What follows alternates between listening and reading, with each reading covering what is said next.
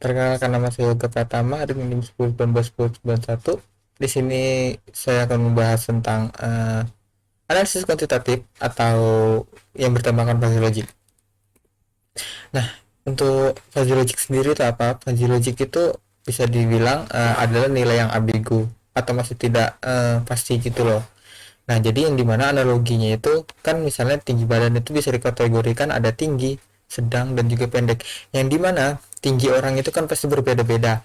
Yang dimana misalnya ada yang mengatakan tinggi itu kita bisa dibilang tinggi, ada yang 160, ada yang harus 170, bahkan ada juga mungkin orang yang berpikiran kalau tinggi itu sudah bisa nyentuh 180 begitu. Nah, yang dimana di sini ada contoh Adi tingginya itu 170. Nah, ada juga Ida tingginya 169 dan ada juga Edi yang tingginya itu 150. Nah, ini kan bisa dikategorikan mereka tinggi semua ya. Nah, tetapi kita lanjut sebentar. Nah, jika kita kasih batas tinggi itu sama dengan 170, maka yang Ida sama Edi ini apakah masih bisa dikatakan tinggi? Ya jawabannya tidak ya, eh, karena sudah dikasih batasan gitu loh. Jadi gitu. Sebenarnya Fuzzy itu membahas nilai yang tidak pasti. Oke, bisa dilanjutkan. Nah, apa itu logika fuzzy? Nah, logika fuzzy itu sendiri merupakan logika yang mempresentasikan nilai samar, ketidakpastian, kebenaran sebagian atau degree of truth. Yang dimana logika fuzzy itu merupakan pengembangan dari logika boolean yang hanya bernilai 0 dan 1. Nah, logika fuzzy itu juga menjadi salah satu dasar dari pengembangan dari komputer modern yang sekarang ini. Nah, contoh lagi, logika boolean. Logika klasik yang menyatakan bahwa segala hal dapat direpresentasikan dengan nilai biner. Yang dimana nilai biner itu kan hanya 0 dan 1 ya, benar dan salah gitu. Nah, tidak ada nilai di antaranya yang seperti contoh nilai 0,1, 0,2, 0,5 dan sebagainya. Tidak ada nilai tengahnya. Dia hanya mempunyai nilai pasti yaitu 0 dan 1. Nah, juga terus itu tadi kan boolean. Nah, terus logika fuzzy ini memungkinkan nilai keanggotaan antara 0 dan 1 dalam bentuk linguistik, sehingga dimana memungkinkan keberadaan konsep nilai tidak pasti tadi, seperti ada yang namanya nilai agak, sedikit, lumayan, dan sangat, yang dimana nilai ada nilai di antara 0 dan satunya gitu. Nah, kalau tadi di logika boolean yang pertama ini kan nilainya sudah mutlak tuh, cuma 0 dan 1. Nah, tetapi kalau di logika fuzzy ini ada nilai nih tengah-tengahnya kayak 0,1, 0,2, dan juga 0,5. Jadi ada nilai di tengah-tengahnya, tidak hanya nilai 0, 1 gitu. Baik, kita lanjut. Nah, ini contohnya. Nah, logika boolean hanya ada 0 dan 1, hitam dan putih. Nah, sebenarnya dengan angka 0,1 kayak gambar di atas ini contohnya, kita sudah bisa melihat nih output yang diberikan itu apa. Nah, tetapi dengan logika fuzzy, dengan ada nilai di tengah-tengahnya atau bisa dibilang nilai abu-abunya, kita menjadi mendapat semakin jelas nih gambaran yang apa yang dikeluarkan oleh output oleh si fuzzy ini, oleh si sistem ini apa sih? Karena ada nilai tengah-tengah itu kita menjadi dapat kayak gambaran, oh ini gambarannya semakin jelas nih, kita harus gambarannya kayak gini, kayak gini, kayak gini. Itu begitu. Baik, bisa dilanjut penerapan. Nah, penerapan dari fuzzy logic itu gimana? Nah, jika suhunya kurang dari 60 derajat Celcius, menyalakan pemanas. Nah, terus ada juga rule nih, apakah batas suhunya sama untuk seluruh anggota, bagaimana? Iya atau tidak gitu. Musimnya panas atau musimnya dingin gitu loh. Terus kita kita keadaan menggunakan shower ini dalam siang atau malam gitu loh. Itu banyak yang dipertanyakan untuk penggunaan fuzzy logicnya. Mesin cuci bisa di skip mungkin ya, penerapannya cukup kayak gitu. Oke, teori dasar fuzzy logic, yang dimana fuzzy logic itu banyak ya tahapannya untuk kita melakukan tahapan dalam penghitungan fuzzy logic, yang dimana kita itu pertama perlu menentukan variabel fuzzy. Nah, variabel fuzzy ini apa sih yang akan kita bahas dalam perhitungannya? Contoh, kita mau ngitung apa nih, misalnya kayak kan macam-macam kan pada puji itu yang nggak pasti, kayak umur, kecepatan, suhu, tinggi badan, penghasilan, dan lain-lain. Mungkin eh, kayak gitu kan fuzzy umur, yang dimana kita bisa memecah umur, kecepatan, suhu, tinggi badan, dan penghasilan ini menjadi himpunan fuzzy. Apa itu himpunan fuzzy? Himpunan fuzzy itu sendiri adalah kelompok yang mewakili suatu keadaan tertentu dalam variabel fuzzy. Nah, jadi kalau variabel fuzzy ini kan kayak umur. Nah, terus himpunan fuzzy umur ini apa? Kayak tua, muda, anak kecil, remaja, apa dan sebagainya gitu loh. Atau kecepatan deh, kita variabel fuzzy-nya kecepatan. Kecepatan itu ada kan cepat, sedang, lambat gitu. Kalau suhu kayak panas, dingin, mungkin kayak variabel fuzzy yang lain deh, jangan contoh yang ini. Kayak rating film deh. Rating film itu kan kita ada standarnya ya, ada standarnya, ada yang jelek, ada yang bagus, ada yang biasa aja. Mungkin yang misalnya yang jelek itu berapa, yang sedang itu berapa, dan juga ada yang ada yang bagus itu berapa. Nah, berarti kan variabel fuzzy-nya itu kita bisa katakan rating film nama variabelnya, yang dimana himpunannya ada yang jelek, sedang, dan juga bagus. Mungkin bisa lebih dari itu, seperti jelek, sedang, bagus, atau sangat bagus. Nggak mesti dua atau tiga himpunan fuzzy, bahkan bisa lebih dari itu. 5 himpunan fuzzy juga bisa. Contohnya kayak kita ambil nilai di eh, lulusan lulusan terbaik dalam mahasiswa.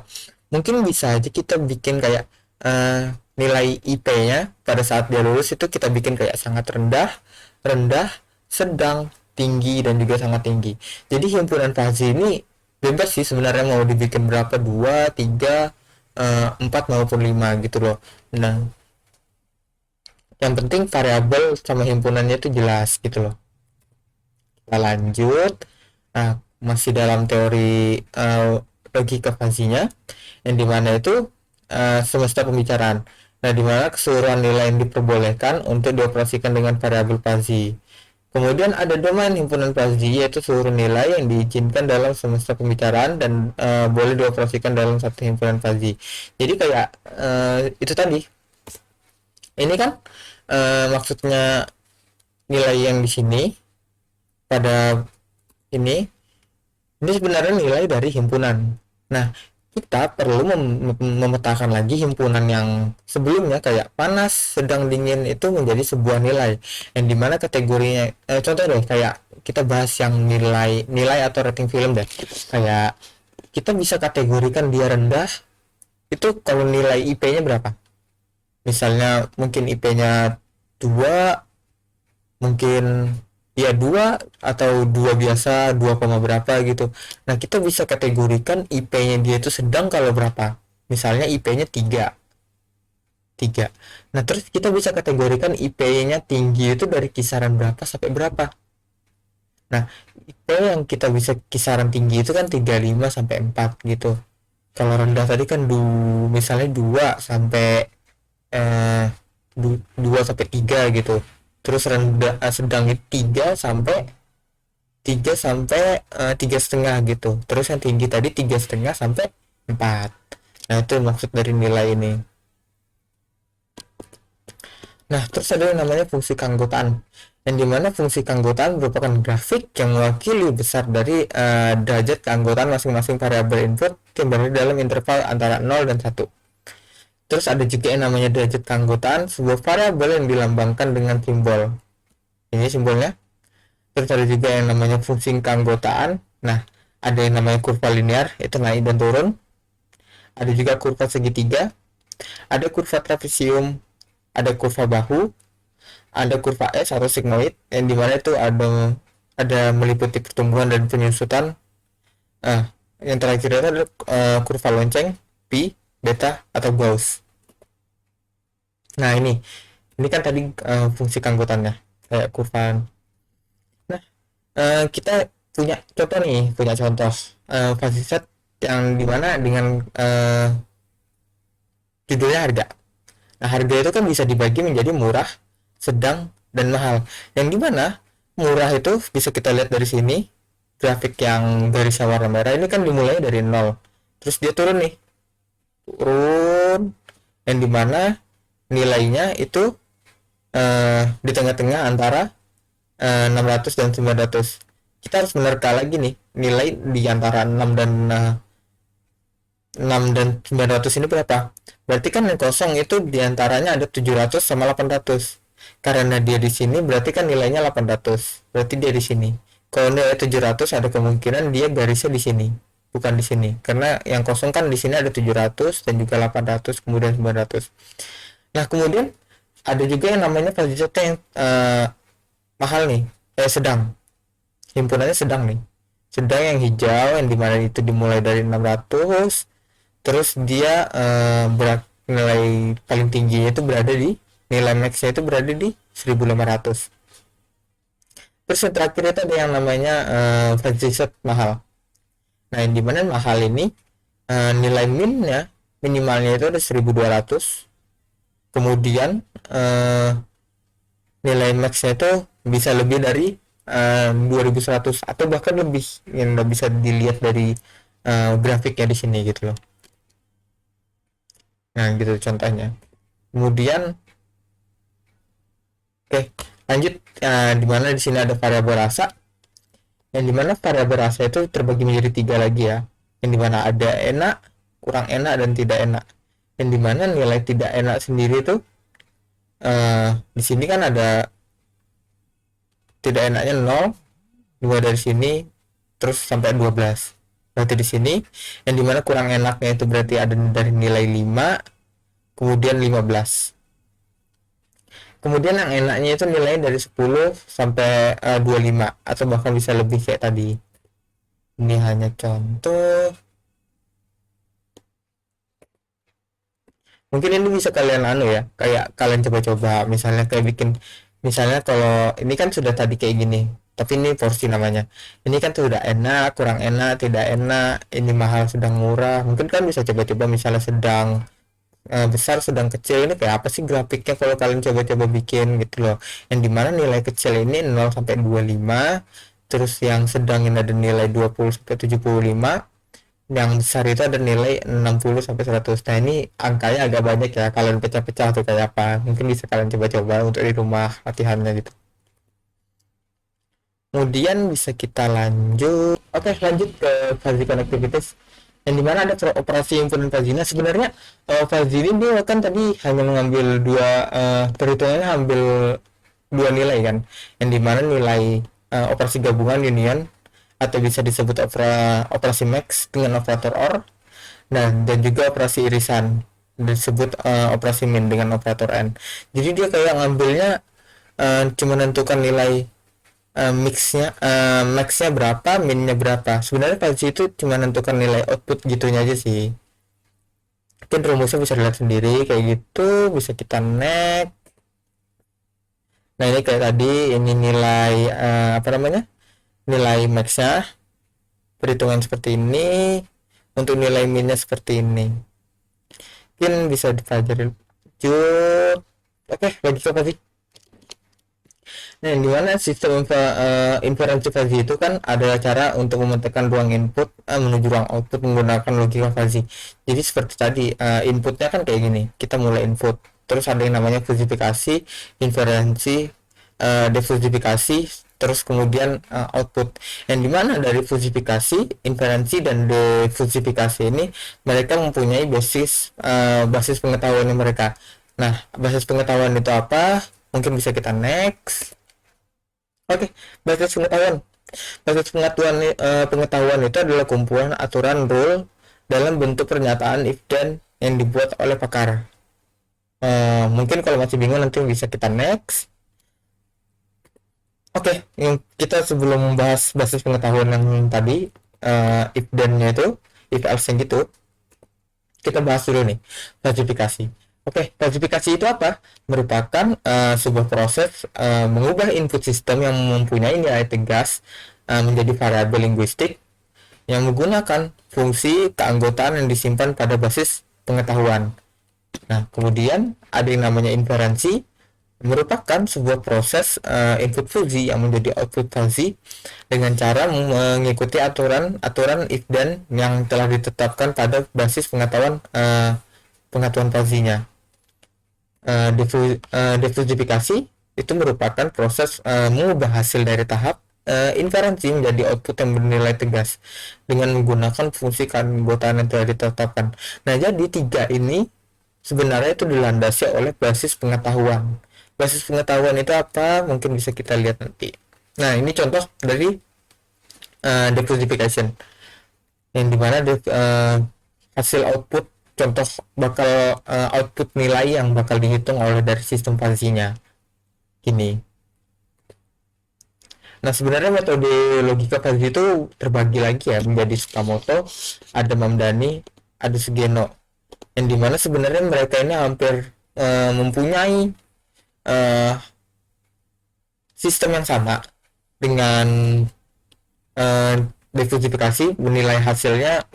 Untuk Tsukamoto sama Sugeno itu sama ya, mereka mengambilnya rata-rata, yang bedanya hanya di bagian Mamdani.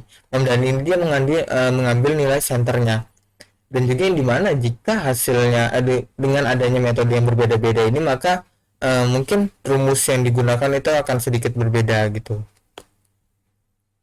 rumus perhitungannya. Nah, contoh deh, di sini kita punya yang namanya, kan tadi grafiknya kita punya apa yang sebelumnya.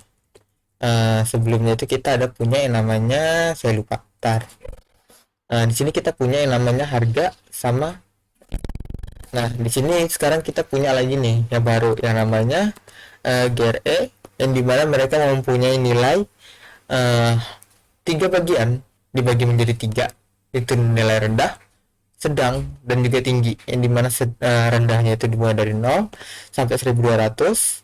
Kemudian untuk nilai sedangnya itu ada nilai dari 800 sampai 1800. Kemudian tingginya itu dari nilai 1200 sampai seterusnya, 1200 dan juga melebihi 1800 ataupun lebih sampai 2000 gitu, 2500. Kemudian di sini ada yang GPA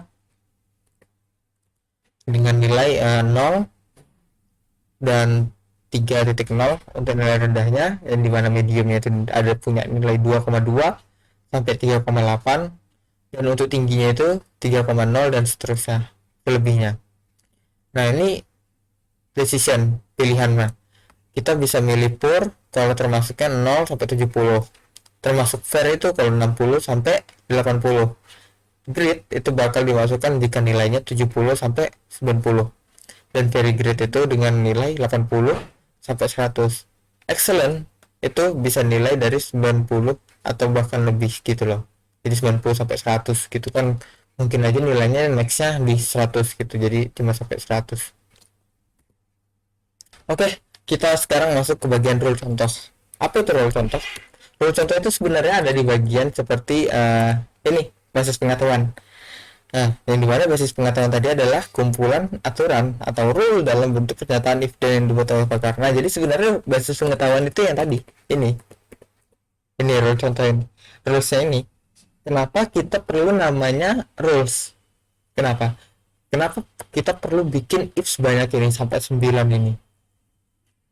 Karena kan tadi kita punya yang namanya tiga grafik ini ya, GRE, GPA, dan decision, yang dimana jika satu saja, kan ini banyak kemungkinannya ya, mungkin GRE-nya rendah, GPA-nya sedang, terus decision-nya itu grade.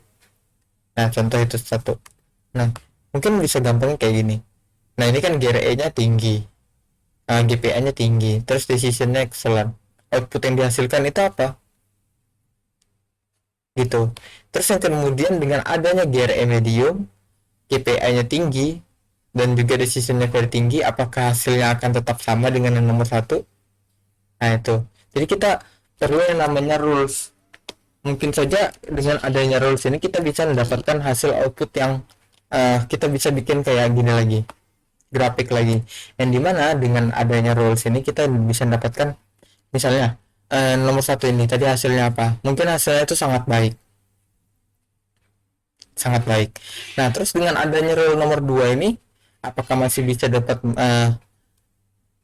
bisa dapat nilai seperti nomor satu? Sangat baik, karena di sini kan ada nilai medium.